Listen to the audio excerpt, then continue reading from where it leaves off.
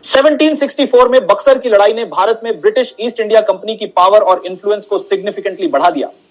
शुजा-उद-दौला अवध के नवाब, मीर कासिम बंगाल के अपदस्थ नवाब और मुगल सम्राट शाह आलम द्वितीय की संयुक्त सेनाओं पर उनकी डिसाइसिव विक्ट्री के बाद ब्रिटिश ने नॉर्दर्न इंडिया में एक डोमिनेंट पोजीशन हासिल कर ली। यह लड़ाई प्लासी की लड़ाई के बाद भारत में ब्रिटिश के प्रभुत्व को और मजबूत करने के लिए एक महत्वपूर्ण मील का पत्थर साबित हुई। इस लड़ाई ने ब्रिटिश कंट्रोल को मेजर एरियाज पर एस्टैब्लिश करने की नींव रखी, जिसे रॉबर्ट क्लाइव द्वारा नेगोशिएटेड की गई इलाहाबाद की संधि के द्वारा फॉर्मलाइज किया गया। बक्सर की लड़ाई में ब्रिटिश सेना की सफलता ने भारतीय उपमहाद्वीप के कई राजाओं और नवाबों को यह एहसास दिलाया कि ईस्ट इंडिया कंपनी की सेना और संसाधनों के सामने उनका यूनाइटेड फ्रंट भी पर्याप्त नहीं था। यह युद्ध एक ऐसे समय में हुआ जब भारतीय राज्यों के बीच आपसी कलह, आंतरिक संघर्ष और राजनीतिक अस्थिरता अपने चरम पर थी, जिसका लाभ उठाकर कंपनी ने अपनी स्थिति को और मजबूत किया। इस लड़ाई के बाद इलाहाबाद की संधि नॉर्दर्न इंडिया के पॉलिटिकल लैंडस्केप को पूरी तरह बदलने वाली साबित हुई। संधि के अनुसार मुगल सम्राट शाह आलम द्वितीय को मुगल एम्परर का सिंबॉलिक टाइटल रखने की अनुमति दी गई, लेकिन उनकी पॉलिटिकल पावर पूरी तरह से सिंबॉलिक रह गई। वास्तविक शक्ति ब्रिटिश के हाथों में आ गई। बदले में शाह आलम द्वितीय को बंगाल, बिहार और उड़ीसा की दीवानी ईस्ट इंडिया कंपनी को सौंपनी पड़ी। यह दीवानी ब्रिटिश ईस्ट इंडिया कंपनी को इन प्रांतों से अत्यधिक संपत्ति और संसाधन जुटाने की क्षमता प्रदान करती थी। इसके बदले में शाह आलम को सालाना 26 लाख रुपए की पेंशन प्रदान की गई, ताकि वे अपनी शाही गरिमा बनाए रख सकें। हालांकि इस व्यवस्था ने उनकी वास्तविक शक्ति को बहुत हद तक कम कर दिया और वे धीरे धीरे ब्रिटिश कंट्रोल के तहत केवल एक प्रतीकात्मक शासक बनकर रह गए। शुजा-उद-दौला, जो अवध के नवाब थे और जिन्होंने बक्सर की लड़ाई में महत्वपूर्ण भूमिका निभाई थी, उनके लिए यह संधि मिश्रित परिणाम लेकर आई। संधि के तहत उन्हें अवध का रूल बनाए रखने की अनुमति दी गई, लेकिन उन्हें ब्रिटिश को 50 लाख रुपए का युद्ध हर्जाना अदा करना पड़ा। इसके अलावा अवध ब्रिटिश कंट्रोल्ड बंगाल और मराठा कन्फेडरेसी के बीच एक बफर स्टेट बन गया, जिससे ब्रिटिश को बिना सीधे शासन के पॉलिटिकल स्टेबिलिटी बनाए रखने का अवसर मिला।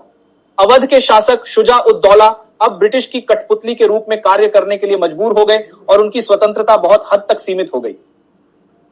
दूसरी ओर मीर कासिम, जिन्होंने बक्सर की लड़ाई में ब्रिटिश के खिलाफ अपनी किस्मत आजमाई थी, हार के बाद सत्ता से बेदखल कर दिए गए और उन्हें एग्जाइल में जाना पड़ा। मीर कासिम के कार्यकाल के दौरान ब्रिटिश ईस्ट इंडिया कंपनी के साथ उनके संबंध बेहद तनावपूर्ण रहे थे और अंततः यह संघर्ष उनके पतन का कारण बना। मीर जाफर, जिन्हें पहले ब्रिटिश द्वारा बंगाल का नवाब नियुक्त किया गया था, को दोबारा नवाब बना दिया गया। हालांकि उनकी भूमिका अब केवल सिंबॉलिक रह गई थी और वास्तविक शक्ति पूरी तरह से ईस्ट इंडिया कंपनी के हाथों में थी। मीर जाफर को ब्रिटिश द्वारा नियंत्रित और निर्देशित किया जाता था और उनकी हर गतिविधि ब्रिटिश की मंजूरी पर निर्भर थी। इलाहाबाद की संधि का सबसे महत्वपूर्ण परिणाम था बंगाल, बिहार और उड़ीसा की दीवानी का ईस्ट इंडिया कंपनी को मिलना। यह अधिग्रहण ब्रिटिश ईस्ट इंडिया कंपनी के लिए एक बड़ा आर्थिक लाभ साबित हुआ, क्योंकि यह प्रांत भारत के सबसे समृद्ध क्षेत्रों में से एक थे। इन प्रांतों से होने वाली राजस्व वसूली न केवल कंपनी के भारत में संचालन को पूरी तरह से वित्त पोषित करने में मददगार साबित हुई, बल्कि इससे उनकी वैश्विक साम्राज्यवादी महत्वाकांक्षाओं को भी व्यापक समर्थन मिला। बंगाल से आने वाली इमेंस वेल्थ ने कंपनी के डेट्स को भी क्लियर किया और ब्रिटिश मिलिट्री कैंपेन्स को वर्ल्ड वाइड फंड करने में मदद की। इस दीवानी के अधिग्रहण ने ब्रिटिश को सिस्टमेटिकली बंगाल की वेल्थ एक्सप्लॉइट करने का अपॉर्चुनिटी दिया। ईस्ट इंडिया कंपनी के ऑफिशियल्स ने लोकल इंडस्ट्रीज, स्पेशली बंगाल के रिच टेक्सटाइल और वीविंग सेक्टर्स पर हेवी टैक्सेस लगाए, जिससे लोकल आर्टिजन्स को काफी नुकसान हुआ। इस नीति के चलते बंगाल का उद्योग बुरी तरह प्रभावित हुआ और डी इंडस्ट्रियलाइजेशन का दौर शुरू हो गया। यह दीर्घकालिक आर्थिक गिरावट का आधार बना, जिसने बंगाल को आर्थिक तौर पर कमजोर कर दिया। बक्सर की लड़ाई में ब्रिटिश की डिसाइसिव विक्ट्री ने न केवल नॉर्दर्न इंडिया में उनके डोमिनेंस को पूरी तरह से मजबूत किया, बल्कि कंपनी की मिलिट्री फोर्स को भी अनपैरेलल्ड स्ट्रेंथ दी, जिससे यह क्षेत्र की सबसे पावरफुल मिलिट्री फोर्स बन गई। इस युद्ध ने भारतीय सेनाओं की कई कमजोरियों को उजागर किया, जो इंटरनल डिविजन्स, आंतरिक कलह और राजनीतिक संघर्षों के कारण कमजोर हो गई थी। बक्सर की लड़ाई के बाद ब्रिटिश का बढ़ता प्रभुत्व भारत की विभिन्न शक्तियों के लिए लगभग अजेय हो गया और कोई भी उन्हें प्रभावी ढंग से चुनौती देने में सक्षम नहीं रहा। इस विक्ट्री के बाद रॉबर्ट क्लाइव ने बंगाल का एडमिनिस्ट्रेशन मैनेज करने के लिए एक नया सिस्टम डेवलप किया, जिसे दोहरी शासन प्रणाली, ड्यूअल गवर्नमेंट के नाम से जाना जाता है। 1765 में इंट्रोड्यूस की गई यह सिस्टम 1772 तक इफेक्टिव रही। इस व्यवस्था के तहत ईस्ट इंडिया कंपनी ने बंगाल की दीवानी पर पूर्ण नियंत्रण हासिल कर लिया, जबकि सिविल और मिलिट्री एडमिनिस्ट्रेशन का नॉमिनल कंट्रोल बंगाल के नवाब के हाथों में छोड़ दिया गया। यह नॉमिनल कंट्रोल नवाब के लिए सिंबॉलिक था और वास्तविक पावर ब्रिटिश के हाथों में ही रही। इस एडमिनिस्ट्रेशन सिस्टम के तहत नवाब के डेली ऑपरेशंस में उनकी सहायता के लिए 2 डेप्यूटी नवाब्स नियुक्त किए गए, मोहम्मद रेजा खान को बंगाल के लिए और राजा शिताब राय को बिहार और उड़ीसा के लिए। ये deputy nawabs day to day administration के लिए जिम्मेदार थे, लेकिन वे ब्रिटिश ऑफिशियल्स को रिपोर्ट करते थे, जिससे यह सुनिश्चित होता था कि कंपनी के इंटरेस्ट्स पूरी तरह सुरक्षित रहें। ब्रिटिश अथॉरिटीज ने यह भी सुनिश्चित किया कि नवाब और उनके डेप्यूटीज की गतिविधियों पर पूरी तरह नजर रखी जाए ताकि कंपनी की सत्ता में कोई हस्तक्षेप न हो। रॉबर्ट क्लाइव का मुख्य उद्देश्य इस दोहरी शासन प्रणाली के जरिए इंडियन पब्लिक में ट्रेडिशनल गवर्नेंस की उपस्थिति बनाए रखते हुए वास्तविक सत्ता का कंट्रोल ब्रिटिश के हाथों में रखना था। नवाब को सत्ता में नॉमिनल रूप से बनाए रखने से ब्रिटिश ने स्थानीय लोगों के बीच संभावित रेजिस्टेंस को प्रोवोक होने से बचाने का प्रयास किया। यह अप्रत्यक्ष शासन, इनडायरेक्ट रूल का एक एग्जाम्पल था, जहां ब्रिटिश ने बिना सीधे प्रशासनिक जिम्मेदारियों को अपने कंधों पर लिए बंगाल की वेल्थ का कंप्लीट कंट्रोल किया। हालांकि यह सिस्टम कई फ्लॉज से ग्रस्त थी। दोहरी शासन प्रणाली की एक मेजर फ्लॉ यह थी कि ईस्ट इंडिया कंपनी के पास पावर थी लेकिन रेस्पॉन्सिबिलिटी नहीं। कंपनी का मेन ऑब्जेक्टिव रेवेन्यू मैक्सिमाइजेशन था, जिसने ओवर टैक्सेशन और लोकल पॉपुलेशन के एक्सप्लॉयटेशन को बढ़ावा दिया। रिच लैंड ओनर्स को रेवेन्यू कलेक्शन एजेंसीज बेची गईं, जिन्होंने किसानों और छोटे व्यापारियों पर एक्सेसिव टैक्सेस लगाए। दूसरी ओर नवाब के पास नॉमिनल रिस्पॉन्सिबिलिटी थी, लेकिन उनके पास कोई एक्चुअल अथॉरिटी नहीं थी। इस सिस्टम की असली टेस्टिंग 1769 और 1770 के बंगाल फैमिन के दौरान हुई, जिसने बंगाल की 1/3 आबादी को वाइप आउट कर दिया। इस अकाल को कंपनी की एडमिनिस्ट्रेटिव फेलिंग्स ने और भी विकट बना दिया, क्योंकि उनका फोकस केवल रेवेन्यू कलेक्शन पर था। इसके कारण फूड प्राइसेस में अप्रत्याशित वृद्धि हुई और किसान और मजदूर अपने परिवारों को खिलाने में असमर्थ हो गए। यह स्थिति वाइड स्प्रेड स्टारवेशन और फैमिन में बदल गई। कंपनी और नवाब के फेल्ड लीडरशिप के कारण बंगाल में लॉ एंड ऑर्डर पूरी तरह से कोलैप्स हो गया। डकैत और चोर गांवों और ग्रामीण क्षेत्रों में खुलेआम लूटपाट और हिंसा करने लगे। ट्रेड और कॉमर्स पूरी तरह से बर्बाद हो गया और ब्राइबरी और करप्शन का बोलबाला हो गया। न्याय प्रणाली भी करप्ट हो गई और न्याय केवल अमीरों को मिलता था। लैंड ओनर्स ने किसानों का इतना एक्सप्लॉयटेशन किया कि कई किसान भिक्षुक बन गए और एग्रीकल्चर भी बुरी तरह प्रभावित हुआ। कंपनी की करप्ट और मिसमैनेज्ड पॉलिसीज ने बंगाल को कंप्लीट डेवस्टेशन के एज पर ला खड़ा किया। 1772 तक यह स्पष्ट हो गया कि दोहरी शासन प्रणाली सस्टेनेबल नहीं थी। कंपनी की बढ़ती एडमिनिस्ट्रेटिव और इकोनॉमिक विफलताओं को देखते हुए ईस्ट इंडिया कंपनी ने इस सिस्टम को समाप्त करने का निर्णय लिया। वॉरेन हेस्टिंग्स, जो बंगाल के पहले गवर्नर जनरल बने, ने 1772 में इस सिस्टम को पूरी तरह समाप्त कर दिया। हेस्टिंग्स ने बंगाल पर डायरेक्ट ब्रिटिश रूल की स्थापना की और नवाब को सिर्फ एक सेरेमोनियल रोल पर छोड़ दिया गया। अब कंपनी ने पूरे बंगाल के एडमिनिस्ट्रेशन की कंप्लीट रिस्पांसिबिलिटी अपने हाथों में ले ली और हेस्टिंग्स ने कई एडमिनिस्ट्रेटिव और जुडिशियल रिफॉर्म्स लागू किए, जिससे गवर्नेंस मोर एफिशिएंट हो सके और रेवेन्यू कलेक्शन लेस एक्सप्लॉयटेटिव और मोर ट्रांसपेरेंट बने। वॉरेन हेस्टिंग्स के रिफॉर्म्स ने न केवल बंगाल में ब्रिटिश रूल को मोर इफेक्टिव बनाया, बल्कि यह भी साबित किया कि ब्रिटिश अब इनडायरेक्ट कंट्रोल से डायरेक्ट रूल की ओर मूव कर रहे थे। दोहरी शासन प्रणाली के एबोलिशन और हेस्टिंग्स द्वारा इंप्लीमेंटेड रिफॉर्म्स ने ब्रिटिश पॉलिटिकल पावर के और विस्तार का मार्ग प्रशस्त किया। मुगल साम्राज्य के लिए जो क्षेत्र आधुनिक डे बिहार बना, वह लंबे समय से एक पेरिफेरल रीजन रहा था। Through out the Mughal period Bihar का इलाका अपने रिमोट, पहाड़ी और वन क्षेत्रों के लिए जाना जाता था, जिससे गवर्नेंस और मिलिट्री कंट्रोल बेहद चैलेंजिंग था।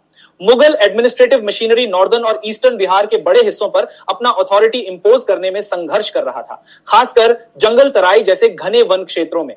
इन डिफिकल्टीज को लोकल हिल चीफ्स और जमींदारों के उदय ने और बढ़ा दिया, जो इलाके की इनएक्सेसिबिलिटी का फायदा उठाकर सेमी ऑटोनोमस रूल बनाए रखते थे। जब 18वीं सदी के अंत में ब्रिटिश ईस्ट इंडिया कंपनी ने बंगाल और बिहार पर अपना डोमिनेंस स्थापित करना शुरू किया, तो उसे इन स्ट्रक्चरल डिफिकल्टीज को इनहेरिट करना पड़ा।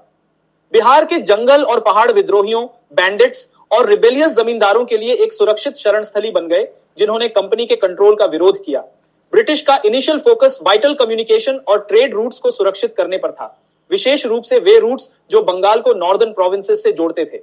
Bihar situated along these critical junctures ने गुड्स और लोगों के फ्लो को बनाए रखने में एक महत्वपूर्ण भूमिका निभाई। अर्ली ऑन ब्रिटिश के लिए साकरी गली और तेलियागरी पासेस को कंट्रोल करना पर्टिकुलरली डिफिकल्ट था। ये की पॉइंट्स थे जो बंगाल को नॉर्दर्न बिहार और उससे आगे जोड़ते थे। लॉलेसनेस इन क्षेत्रों में फैल गई थी क्योंकि लोकल जमींदारों और चीफ्स ने ब्रिटिश एडमिनिस्ट्रेशन की कमजोरियों का फायदा उठाया। जब 1808 में बनारस डिवीजन के जज जेम्स स्टुअर्ट ने इस एरिया का इंस्पेक्शन किया, तब तक बीरभूम और भागलपुर के बीच का इलाका केओस में था। लोकल जमींदार जो टेरेन की दुर्गमता और कंपनी की इनेबिलिटी का फायदा उठा रहे थे, ने रिबेलियन शुरू कर दिया। उनमें से प्रमुख थे जगन्नाथ देव, जो लक्ष्मीपुर के घटवालों के पावरफुल हिल चीफ थे। जगन्नाथ देव का रिबेलियन ब्रिटिश के लिए एक बड़ी चुनौती थी।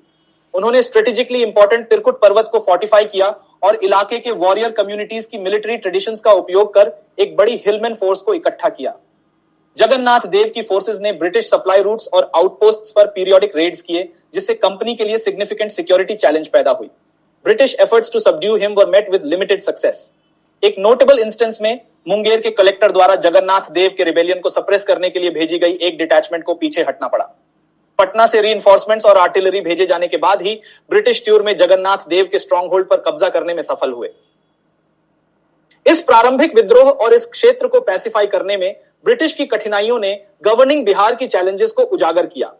जगन्नाथ देव जैसे लोकल जमींदारों ने अपने समुदायों के भीतर स्ट्रॉन्ग सोशल और मिलिट्री नेटवर्क्स पर निर्भर किया। वहीं ब्रिटिश के पास इफेक्टिव कंट्रोल स्थापित करने के लिए लोकल नॉलेज और एडमिनिस्ट्रेटिव इंफ्रास्ट्रक्चर का अभाव था। ब्रिटिश अप्रोच मुख्य रूप से रिएक्टिव था, जो इंडिविजुअल अपराइजिंग्स को दबाने पर केंद्रित था, बजाय उन स्ट्रक्चरल कंडीशंस को एड्रेस करने के जो इन विद्रोहों को सक्षम बना रही थी। ब्रिटिश शासन के सामने बिहार को नियंत्रित करने की चैलेंजेस उस समय सामने आई जब 1772 में वॉरेन हेस्टिंग्स बंगाल के गवर्नर के रूप में आए। हेस्टिंग्स इस बात से भलीभांति अवगत थे कि बिहार जैसे क्षेत्रों में कंपनी का कंट्रोल बहुत कमजोर था। बिहार और इसके आसपास के इलाकों में चल रहे रेजिस्टेंस के जवाब में हेस्टिंग्स ने 1773 में एक special corps of light infantry के गठन को मंजूरी दी। इस फोर्स में 300 सोल्जर्स शामिल थे, जिन्हें बिहार के लॉलेस डिस्ट्रिक्ट्स में व्यवस्था बहाल करने का काम सौंपा गया था, खासकर उन की हाईवेज के किनारे जो बंगाल को नॉर्दर्न प्रोविंसेस से जोड़ती थी। इस समय के प्रमुख मिलिट्री फिगर्स में से एक कैप्टन रॉबर्ट ब्रूक थे, जिन्हें न्यूली फॉर्म्ड कोर का नेतृत्व सौंपा गया था। ब्रूक की रिस्पॉन्सिबिलिटीज एक बड़े क्षेत्र में फैली हुई थी, जिनमें राजमहल, खड़गपुर और भागलपुर शामिल थे। ये वो क्षेत्र थे जो लंबे समय से लोकल रिबेलियंस और इंसर्जेंसीज से प्रभावित थे। अप्रैल 1773 में ब्रूक ने एक मेजर मिलिट्री कैंपेन शुरू किया।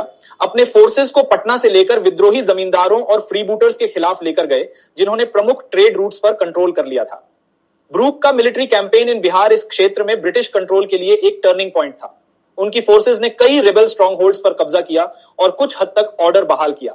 हालांकि ब्रूक के एफर्ट्स में अक्सर मल्टीपल लोकेशंस को डिफेंड करने की जरूरत से बाधा उत्पन्न हुई। बिहार की स्ट्रेटेजिक इंपॉर्टेंस ब्रिटिश ट्रेड और कम्युनिकेशन के लिए थी, जिससे यह क्षेत्र अक्सर कॉन्फ्लिक्ट्स के केंद्र में रहता था। लोकल रिबेलियंस के अलावा ब्रूक की फोर्सेस को सन्यासियों, यह आइटिनरेंट एसेटिक्स से भी लड़ना पड़ा, जो अक्सर नॉर्दर्न डिस्ट्रिक्ट्स में कंपनी के सोल्जर्स से भिड़ जाते थे। इन चैलेंजेस के बावजूद ब्रूक की मिलिट्री सक्सेसेस ने बिहार में एक परमानेंट ब्रिटिश प्रेजेंस के लिए ग्राउंडवर्क तैयार किया। 1775 तक ब्रूक ने जंगल तराई और बिहार के फॉरेस्टेड एरियाज में स्ट्रेटेजिक लोकेशंस पर फोर्टिफाइड पोस्ट्स स्थापित किए। इन आउटपोस्ट ने कंपनी को लोकल मूवमेंट्स की मॉनिटरिंग करने और अपराइजिंग्स को सप्रेस करने में मदद की। ब्रूक का मिलिट्री आउटपोस्ट्स का use along with his efforts to negotiate with local जमींदारों ब्रिटिश पॉलिसी में एक मेजर शिफ्ट को दर्शाता है। अब ब्रिटिश रिएक्टिव नहीं बल्कि प्रोएक्टिव अप्रोच अपनाने लगे थे। जंगल तराई, जो उत्तरी बिहार का एक घना जंगल वाला क्षेत्र है, ब्रिटिश के लिए एक महत्वपूर्ण चुनौती साबित हुआ। इस क्षेत्र की नेचुरल जियोग्राफी, घने जंगल, पहाड़ और तेज बहती नदियों के कारण ब्रिटिशर्स के लिए यहां एक स्थायी प्रेजेंस स्थापित करना बहुत कठिन था। यहां के लोकल हिलमैन, जिन्होंने लंबे समय से सेल्फ गवर्नेंस और मिलिट्री इंडिपेंडेंस को बनाए रखा था, ब्रिटिश अथॉरिटी का कड़ा विरोध कर रहे थे। कैप्टन रॉबर्ट ब्रूक का मिलिट्री कैंपेन कुछ रिस्पेक्ट्स में सफल होने के बावजूद जंगल तराई को पूरी तरह से पैसिफाई नहीं कर सका। लोकल जमींदारों और हिलमैन चीफ्स ने अपनी इंडिपेंडेंस का दावा बनाए रखा और ब्रिटिश ईस्ट इंडिया कंपनी के खिलाफ पीरियोडिक अपराइजिंग्स जारी रखी। इस समय के एक महत्वपूर्ण लीडर थे रूपनारायण देव, जो 1775 में अपने पिता जगन्नाथ देव की मृत्यु के बाद सत्ता में आए थे। अपने पिता की तरह रूपनारायण देव ने ब्रिटिश रेवेन्यू कलेक्शन और एडमिनिस्ट्रेटिव कंट्रोल को चुनौती दी। रूपनारायण का रिबेलियन 1785 में अपने चरम पर पहुंचा, जब उन्होंने ओपनली कंपनी को रेवेन्यू पेमेंट से इनकार कर दिया। British efforts to suppress Rupnarayan were complicated by the geography of the region, और साथ ही रूपनारायण को लोकल हिलमैन कम्युनिटीज से समर्थन मिल रहा था। ब्रिटिशर्स ने अंततः 1785 में रूपनारायण को सबड्यू करने में सफलता पाई, लेकिन रूपनारायण एक सेमी इंडिपेंडेंट फिगर बने रहे, जो ब्रिटिश इंटरमीडियरीज के बजाय डायरेक्टली कंपनी को रेवेन्यू का भुगतान करते थे। 1778 में कैप्टन रॉबर्ट ब्रूक के बाद मेजर जेम्स ब्राउन ने जंगल तराई और उसके आसपास के डिस्ट्रिक्ट्स का एडमिनिस्ट्रेशन संभाला। ब्राउन का कार्यकाल ब्रिटिश एफर्ट्स के एक नए चरण का संकेत था। जबकि ब्रूक ने प्राइमरीली मिलिट्री सॉल्यूशंस पर ध्यान केंद्रित किया था, ब्राउन ने मिलिट्री फोर्स और एडमिनिस्ट्रेटिव रिफॉर्म्स को मिलाते हुए रीजन को कंपनी की गवर्नेंस सिस्टम में शामिल करने का प्रयास किया। ब्राउन की एक प्रमुख पहल थी डिसबैंडेड सोल्जर्स एक्स सिपॉइज को जंगल तराई में सेटल करना। उनका मानना था कि ये सोल्जर्स, जो मिलिट्री डिसिप्लिन के आदी थे, एक बफर जोन बना सकते हैं प्लेन्स और रिबेलियस हिलमैन के बीच। उन्होंने इन एक्स सिपॉइज को जागीरें, लैंड ग्रांट्स देने का प्रस्ताव रखा, इस शर्त पर कि वे जरूरत पड़ने पर कंपनी के लिए मिलिट्री सर्विस प्रदान करेंगे। इस नीति का उद्देश्य लोकल जमींदारों पर ब्रिटिश रिलायंस को कम करना था, जो अक्सर अनरिलायबल और रिबेलियस साबित हुए थे। हालांकि ब्राउन की सेटलमेंट पॉलिसी के मिक्स्ड रिजल्ट्स थे। कुछ एक्स सिपॉइज ने लैंड ग्रांट्स को स्वीकार किया और क्षेत्र में बस गए, जबकि कई वापस अपने होम विलेजेस लौटने को प्राथमिकता दी। इसके अलावा हिलमैन चीफ्स ने ब्रिटिश इंक्रोचमेंट का विरोध जारी रखा और नई सेटलमेंट्स पर रेड्स करते रहे। इस वजह से ब्राउन की मिलिट्री फोर्सेस को फ्रीक्वेंटली इन सेटलमेंट्स की सुरक्षा के लिए बुलाया जाता था और कंपनी का रीजनल कंट्रोल काफी कमजोर बना रहा। स्थानीय जमींदारों और पहाड़ी लोगों द्वारा प्रस्तुत चुनौतियों के अलावा बिहार में ब्रिटिश को 18वीं सदी के दौरान सन्यासी छापों का भी सामना करना पड़ा। सन्यासी, जो कि एसेटिक्स और वॉन्डरिंग होली मैन थे, अक्सर ब्रिटिश फोर्सेस से नॉर्दर्न बिहार में टकराते रहते थे। ये रेड्स विशेष रूप से 1770 और 1780 के दशकों में गंभीर हो गईं, जब बड़े समूहों में सन्यासियों ने बिहार के माध्यम से बंगाल में प्रवेश करने का प्रयास किया। 1767 में हुई सबसे महत्वपूर्ण सन्यासी छापों में से एक तब हुई जब 5000 सन्यासियों का एक समूह सरकार सारण क्षेत्र, वर्तमान सारण जिला, बिहार में प्रवेश कर गया। ब्रिटिश ने जवाबी कार्रवाई में सिपाहियों की एक टुकड़ी भेजी, जिसके परिणाम स्वरूप एक फियर्स स्कर्मिश हुआ, जिसमें 80 सन्यासी मारे गए या घायल हो गए।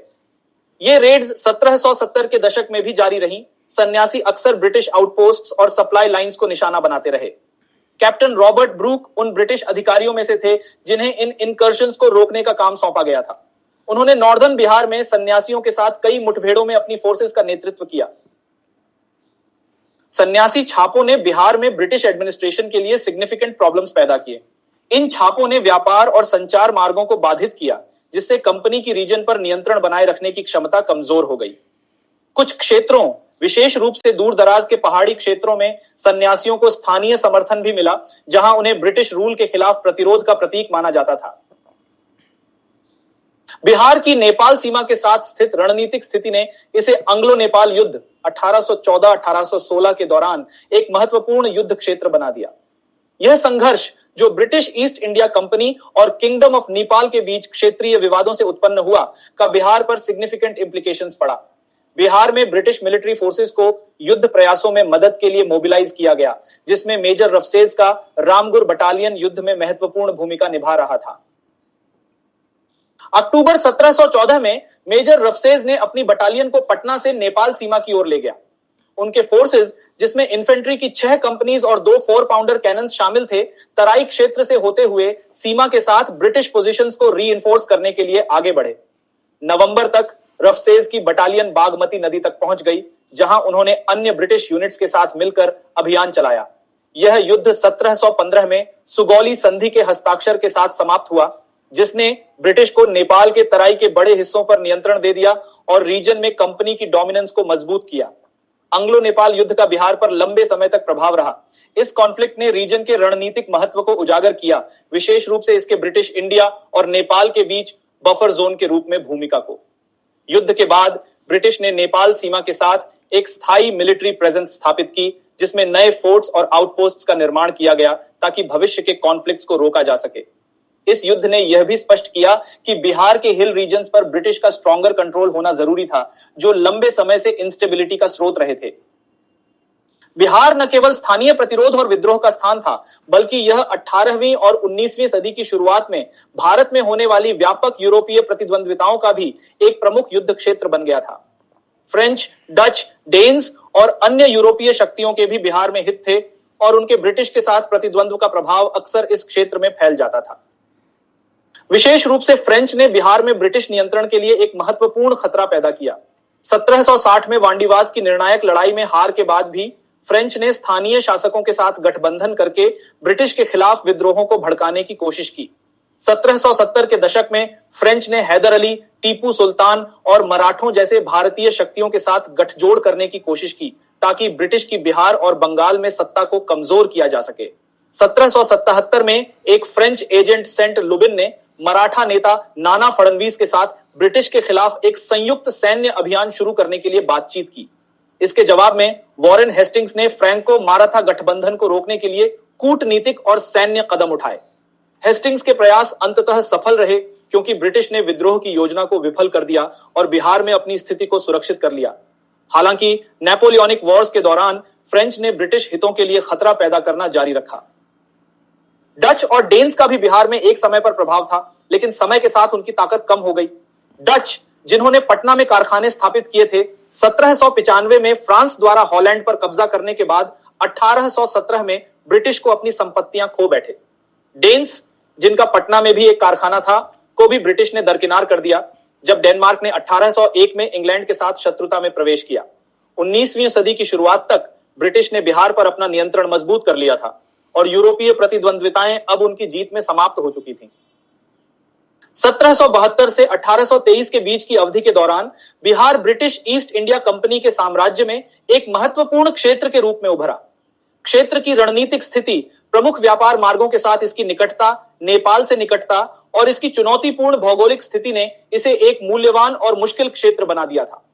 ब्रिटिश को बिहार पर नियंत्रण बनाए रखने में कई चुनौतियों का सामना करना पड़ा, जैसे स्थानीय जमींदार विद्रोह, सन्यासी छापे, यूरोपीय प्रतिद्वंद्व और नेपाल के साथ सीमा संघर्ष।